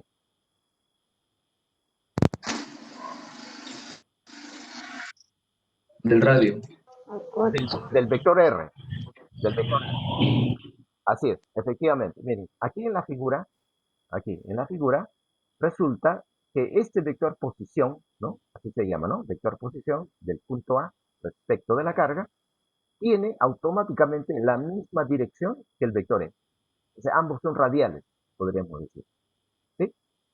Entonces, podemos usar como artificio el vector unitario del vector R. A ver, acá lo voy a señalar. Este es el vector unitario del vector R. Y acá voy a usar el símbolo de sombrerito. ¿Se acuerdan? El símbolo de sombrerito es un símbolo, una notación para indicar vector unitario. Entonces aquí, a este módulo, lo tendría que multiplicar por el vector R. Voy a cambiar de color, que no se nota bien, ¿no? Entonces, miren, voy a, decía, multiplicar por el vector unitario correspondiente. El vector unitario acá está. Este. Entonces, al módulo lo multiplico por el vector unitario. Ahora ya tengo vector. Todo esto es vector. Ahora sería el vector E, entonces. ¿Cierto? El vector E tiene la misma dirección que el vector R. Ahí está, lo dice el vector unitario. Pero su sentido no necesariamente va a ser igual al sentido de este vector unitario. No, no necesariamente. En este caso en particular, sí, porque la carga es positiva. Pero en otro problema, ¿qué pasa si la carga fuera negativa? Si la carga fuera negativa, entonces el vector E ya no va a apuntar saliendo, sino va a apuntar entrando. O sea, opuesto a R o al vector unitario R. ¿Sí? Pero aquí sí coinciden los sentidos. En general, el sentido de E, ¿cómo se determina entonces? Se determina por el signo de la carga Q, que aquí aparece. Así que entonces, si escribiera en función del vector total R, sería K por Q, ¿no es cierto? Y acá sería el vector unitario vector R entre su módulo. Sería, ¿no? R entre su módulo. El módulo con R cuadrado, de ahí aparecería R, que es lo que ya escribí debajo. Aquí está, R. ¿Sí? Es lo mismo. Entonces, esa sería la respuesta en forma vectorial. Pero repito, primero hemos encontrado el módulo. Después es la dirección y el sentido. El sentido, por supuesto, de acuerdo al signo de la carga. Y la dirección de acuerdo al vector R, vector posición. ¿Sí? Entonces, aquí en la nota dice, oh, admiración acá. Oh, se encontró la ley de Coulomb. Sí. Entonces podemos interpretar este resultado como diciendo, como hemos partido de la ley de Gauss, entonces podemos concluir que la ley de Coulomb está como contenida dentro de la ley de Gauss. O sea, como si fuera un caso particular, ¿no? Para el caso de cargas puntuales. Sí, efectivamente. Sí, eso sería solamente válido para cargas puntuales. ¿Alguna pregunta, jóvenes? Entonces voy a borrar mis anotaciones para avanzar.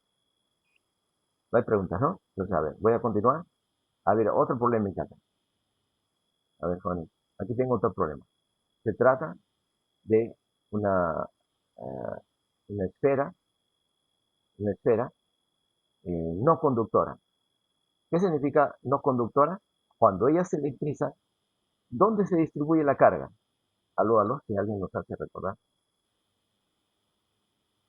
¿En la superficie o en el volumen? No conductoras en el volumen. En el volumen, muy bien, excelente. Cuando el cuerpo es conductor, ahí sí la carga se distribuye en la superficie exterior, además, ¿no? Bueno, entonces aquí, en este caso, se dice que el cuerpo es no conductor y está electrizado. Entonces, como es una esfera hueca, tiene una cavidad aquí, entonces vamos a tener aquí masa, ¿no? Distribuida en el espacio en tres dimensiones, y por eso que la densidad correspondiente tiene que ser volumétrica, ¿no? Y se denota por la letra ρ del alfabeto griego. Ahí está. Y además, estoy considerando que es positiva, ¿no? Con esta crucecita aquí. Significa que la carga es positiva. Pero algo más nos dice el enunciado. El enunciado nos dice que la esfera hueca está electrizada como homogéneamente. Homogéneamente. ¿Se acuerdan qué significa homogéneamente, no? Aló, por favor, alguien que desactive su micrófono, por favor, está interfiriendo. Densidad constante. Ah, sí, muy bien, muy bien. Ah, que querían participar. Disculpe, disculpe. Bueno, entonces, sí, la palabra homogéneo significa que rho es constante. Exactamente. Muy bien. Entonces, miren, estamos definiendo el cuerpo. Primero, en su aspecto geométrico, forma y tamaño. Forma esférica y además con hueco, ¿no? En la parte central. Tamaño, ¿cómo definimos el tamaño? Ah, por los radios. Acá hay un radio interior, B, y un radio exterior, C. De esa manera definimos tamaño.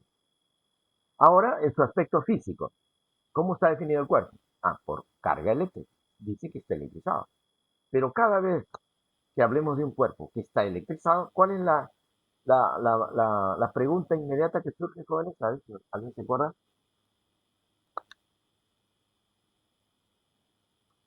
¿Aló, aló? ¿De qué manera? Muy bien, excelente. ¿De qué manera se distribuye la carga? ¿Cuál es la magnitud física que nos da información al respecto? Es la densidad. Si la densidad es constante, entonces a ese tipo de distribución de carga se le llama homogéneo. Y ya sabemos qué significa, ¿no? Físicamente homogéneo, que al dividir, ¿no? En elementos de volúmenes iguales, vamos a encontrar la misma carga en cualquier elemento del volumen. Ese es el significado de la palabra homogénea, valencia, ¿sí? Que es el caso. Entonces, una vez que ya definimos el cuerpo, ahora viene la pregunta. Pregunta, dice acá, calcular la intensidad del campo eléctrico, o sea, el vector E, están preguntando el vector E mayúscula, ¿en dónde? No olviden que el vector E siempre está asociado, definido a un punto cada vez. Entonces acá dice, en un punto cualquiera. ¿No? ¿Cualquiera dónde? Dentro y fuera de la esfera hueca. Entonces, a ver, cuando dice fuera, ¿dónde es fuera? Por acá es fuera. Por acá fuera, fuera, fuera, fuera. ¿Sí? A eso le llamamos fuera. Es un punto a una distancia mayor que C, significaría, ¿no? A una distancia mayor que C. Una distancia radial mayor que C. Eso significa fuera. Y dentro, la palabra dentro significaría cuando el punto, por ejemplo, podría estar por acá. Por acá, por acá, por acá, por acá, por acá. ¿Sí? Ya, en términos de distancia radial, la distancia radial ahora tendría que ser mayor que B, pero menor que C. Y eso significaría por aquí, dentro. Pero dentro también puede ser aquí, en el hueco mismo, o sea, en la cavidad, aquí, que estoy señalando. Desde un punto por acá, tu distancia real ahora te es menor que B. Así que entonces distinguimos tres regiones. Dos regiones que indican dentro y una región que indica estrictamente fuera. Entonces, en cada una de esas regiones elegimos un punto cualquiera y ahí calculamos la intensidad de campo eléctrico en cada uno de esos puntos. A ver, vamos por partes. Primero, aquí está, primer paso, para R, ¿qué es R? Ya dije, R, aquí está en la figura también, aquí en la parte derecha inferior, aquí, R es la distancia de un punto A cualquiera al centro. ¿Sí? Si R es mayor que C, entonces estamos fuera completamente del cuerpo, como se ve en la figura. Entonces, en este primer caso, vamos a aplicar la ley de Gauss, ¿no? Como estamos en el tema de ley de Gauss, entonces aplicamos la ley de Gauss, ¿no? Con la intención de calcular E. Pero recuerden que E está dentro del integral. Así que entonces, no en todos los casos E se va a poder despejar. Solo en aquellos casos en donde la superficie gaussiana que elijamos debe ser tal que en todos los puntos de ella, en E, en magnitud, en módulo, sea constante. Solamente en esos casos. Entonces, ¿de qué forma vamos a elegir a la superficie llamada gaussiana? Aquí, por supuesto, ya en la figura ya me adelanté, ¿no? Entonces, la línea punteada, por si acaso, ese es el caso tridimensional, o sea, es una superficie esférica, ¿no? Obviamente, en el caso tridimensional. Entonces, esa es la forma de la superficie gaussiana para este problema, ¿ok? ¿Por qué tiene que ser esférica? Porque así aseguramos que, por ejemplo, cualquier punto de la superficie, S, A, B, C, cualquier punto, va a estar equidistante del centro, ¿sí? Hasta ahí, ¿no? Diríamos que estamos aprovechando la simetría de la superficie gaussiana, ¿correcto? Y además la estamos haciendo pasar ¿por dónde? Por el punto de interés, A. Aquí está el punto A, ¿no? Donde nos interesa conocer, ¿cierto? Por ahí debe pasar. Y siendo esférica, además, la elegimos de tal manera que sea concéntrica con el cuerpo electrizado, o sea, como el punto O. El punto O es también centro de la superficie esférica, de la superficie gaussiana. ¿Correcto, jóvenes? Hasta el momento está claro, ¿no? Ahora, además, para que la ley de Gauss funcione, o sea, sea aplicable, es necesario que cuando efectuemos el producto escalar acá, producto de módulos, coseno del ángulo. Este módulo de E debe ser constante en todos los puntos de E, porque si no va a ser constante, entonces no vamos a poder despejar E. O sea, la ley de Gauss no se va a poder aplicar. ¿Y aquí será el caso? Ahí depende. Depende. Por ejemplo, ¿qué tipo de carga tiene el cuerpo? El cuerpo nos dicen que tiene una densidad de carga constante, ¿no? Vale decir, en otras palabras, se llama distribución homogénea, ¿no? La palabra homogéneo es solamente un término, ¿no? Que da a entender que la densidad es constante. Entonces, cuando la densidad es constante, podemos decir que la carga se distribuye simétricamente también en el espacio, en el volumen, ¿no? Que ocupa el cuerpo. ¿Ok? Entonces, cuando la carga se distribuye también simétricamente en el espacio, entonces la intensidad del campo eléctrico va a ser la misma en el punto A, o en el punto B, en el punto C, en el punto D, E, etcétera, etcétera. Para todos los puntos que equidistan del centro, el módulo de E va a ser el mismo, cuando hay simetría en la distribución de carga. Y además cuando la superficie gaussiana también es simétrica. Claro, ¿no? Correcto. Solamente bajo esas condiciones, jóvenes, es que el módulo de E va a ser constante. Siendo constante, entonces se va a poder extraer el integral y luego despejar. Ahora, el ángulo entre estos dos vectores, de la figura, aquí está la figura, vector área. El vector área es independiente de cómo sea el campo, porque esto es un aspecto puramente geométrico, ¿no? Entonces, dependiendo de la forma esférica de la superficie gaussiana que hemos elegido, el vector área será radial automáticamente, por la forma de la superficie gaussiana. Ojo, que no tiene nada que ver con el campo eléctrico, no tiene nada que ver. Bueno, pero aquí coincide casualmente que el vector área resulta ser radial al mismo tiempo, es decir, paralelo al vector E. Aló, ¿alguien quiere hablar? ¿No? Bueno, entonces, casualmente resulta paralelo. ¿Y por qué el vector E también es radial? Aló, ¿alguien nos puede decir? ¿Por qué he dibujado la flechita acá en lila en dirección radial? ¿Por qué no la he dibujado en otra dirección? ¿Alguien nos puede responder? ¿Aló?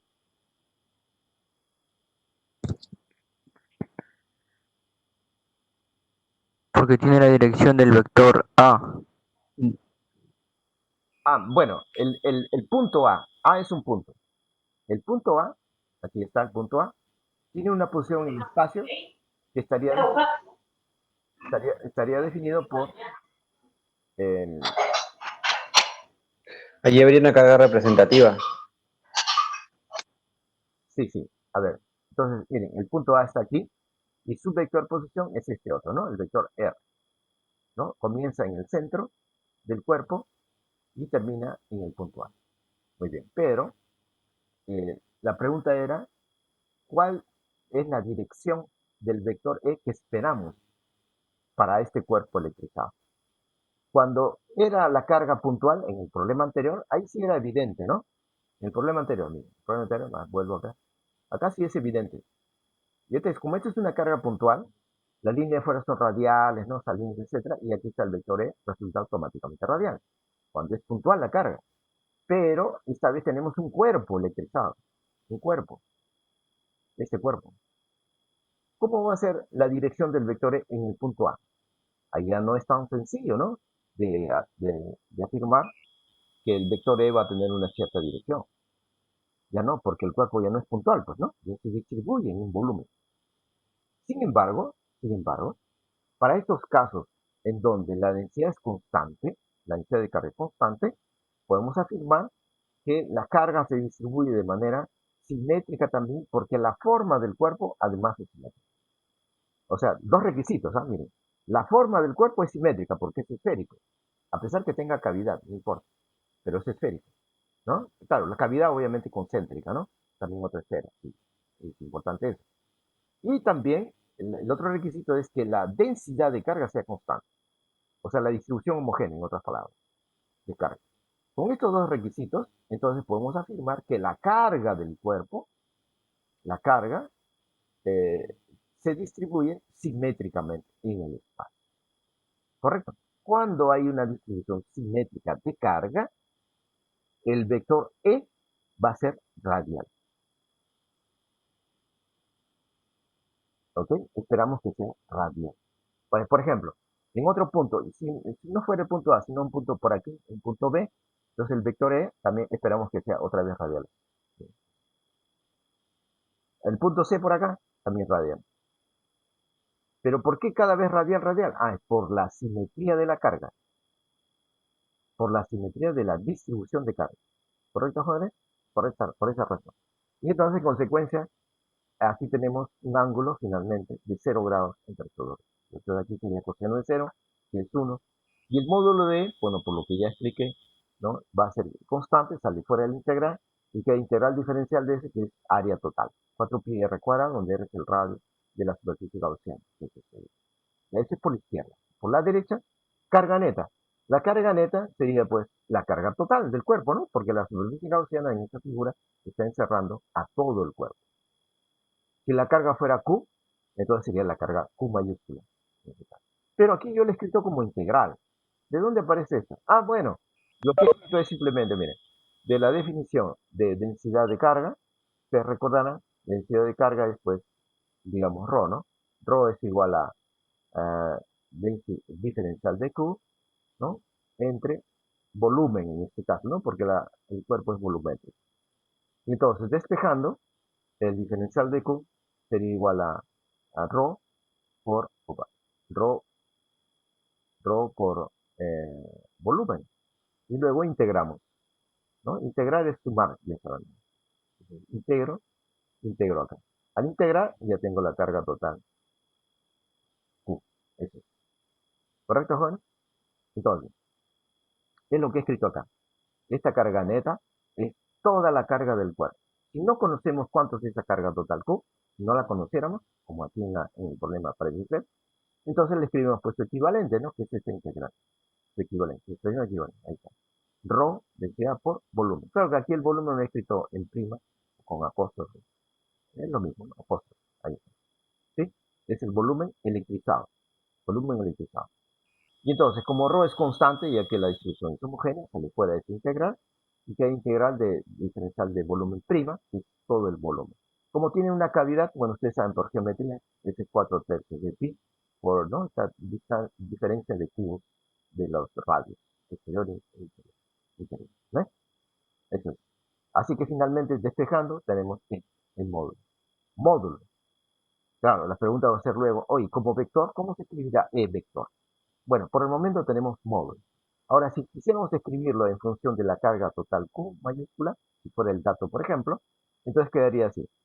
4/3 de pi por el volumen, ¿no? Que es el volumen total del cuerpo, que está electrizado, por la densidad. Esa es justamente la carga total Q mayúscula.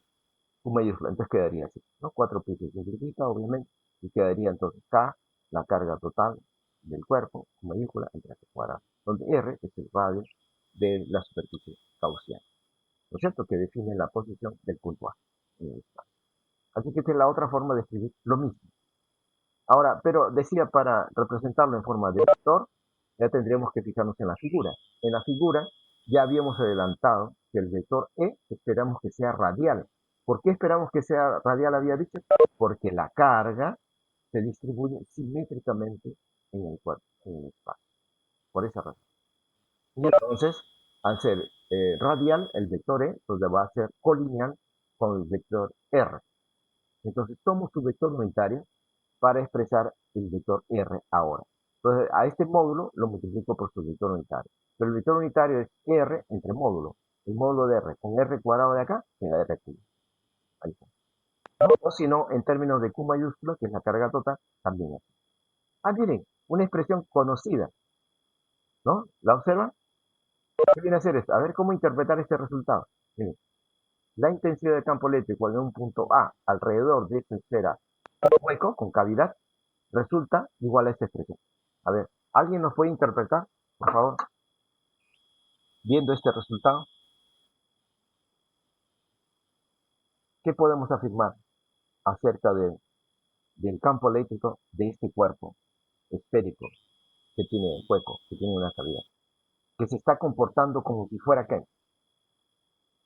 Solo viendo esta expresión matemática. Carga puntual. Exactamente, muy bien. ¿Con qué magnitud de carga? Con mayúscula. Q mayúscula, que es la carga total del cuerpo. ¿Ubicada en dónde? En el centro, ¿no? En el centro, muy excelente, muy bien, aquí, en O. Porque R acá, ¿se acuerdan? Para el caso de una carga puntual es la distancia entre la carga puntual y el punto de interés A. Pero aquí, este R es la distancia entre el punto A y el centro de la esfera. Entonces la carga puntual Q, entre comillas, no puntual, Q mayúscula, tendría que estar ubicada en el centro. Para que R siga teniendo el mismo significado de distancia entre el punto de interés o de observación A y carga puntual, entre comillas. ¿Correcto, jóvenes? Muy bien. ¿Alguna pregunta, jóvenes? ¿Alguna pregunta? Voy a borrar mis anotaciones. ¿No hay preguntas? Bueno, ahora para la otra región, ¿no? Ya nos está ganando el tiempo. A la otra región, aquí, miren. El punto de observación está dentro del cuerpo. Entonces, garantizamos que está dentro porque R mayúscula, que es la distancia radial, es mayor que B, pero menor que C.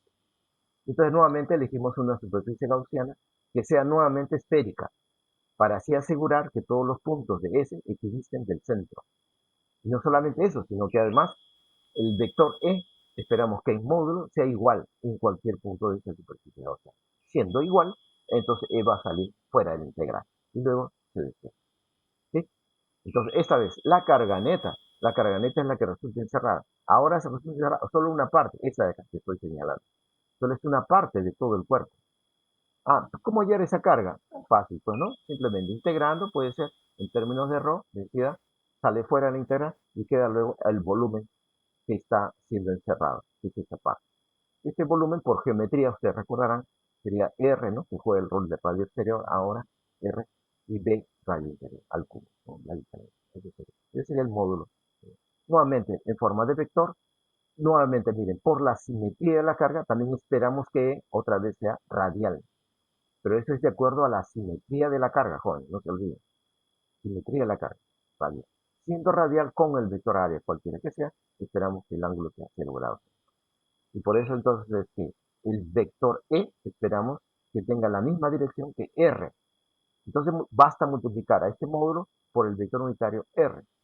Pero el vector unitario R es R todo entre su módulo. Y ahí aparece R cubo. ¿Sí? Ahí está. Y luego, para un punto que está totalmente en la cavidad, aquí, en la parte hueca, trazamos una superficie gaussiana que otra vez conviene que sea esférica, concéntrica con el punto O, por supuesto. Y entonces aplicamos la ley de Gauss. Esta vez la carga neta, ¿cuánto sería la carga neta ahora? Aló, si alguien nos responde rapidito. Cero. Cero, porque ahora no hay carga, porque esa es cavidad, pues, ¿no? Sí. Muy bien, cero. Siendo cero, queda esta integral igual a cero. Pero no olviden que nuestra incógnita es E. Entonces, ¿cuál sería la solución para esta ecuación? La única solución físicamente aceptable es que E sea cero, el integral. Y entonces, si es cero, entonces, ¿qué significa? Que no hay campo. No tendría que haber campo en la cavidad. Entonces, resumiendo ya en una gráfica, ¿no? La magnitud, el módulo de en función del radio o la distancia radial R, hemos encontrado que para puntos menores que B, vale decir, en la cavidad, no hay campo, aquí está su gráfica, pero para puntos que están entre B y C, ¿sí? En términos de R, claro, es decir, por acá, dentro del cuerpo, literalmente, entonces la curva es esta otra. Y para puntos totalmente fuera, es esta otra. Es una hipérbola, ¿no? Para, muy bien.